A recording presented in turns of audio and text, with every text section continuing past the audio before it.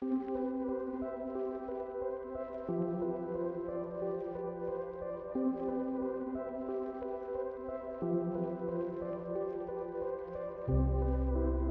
在當下 grounding， 簡單嚟講，就係幫自己返返嚟而家此時此刻。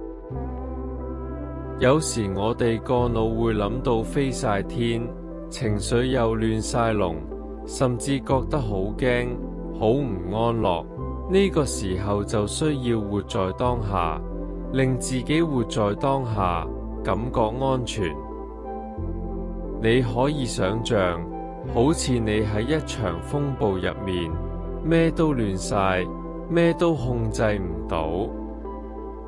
但活在當下就好似俾你捉住一樣穩陣嘅嘢，唔使俾風捲走。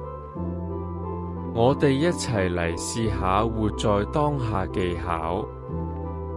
首先，深呼吸，慢慢用鼻吸氣，然後慢慢用口呼氣，連續做幾次，直到自己安定下來，唔使心急。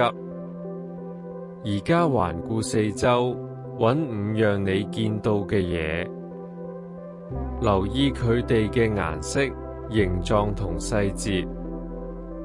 跟住閉上眼睛，專心聽4種聲音，仔細感受四周有咩聲音響起，然後伸手觸摸3樣物件，感受佢哋嘅質感同溫度。再諗一諗2種你可以嘗到嘅味道，可能係你早餐留低嘅味道，或者係口腔中嘅薄荷清香。最後深呼吸，試下留意1種你可以聞到嘅氣味，可能係空氣中淡淡的味道，或者附近某樣嘢散發出嚟嘅香氣。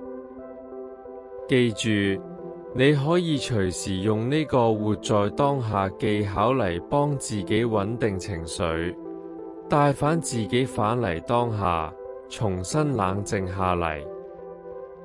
記得好好照顧自己。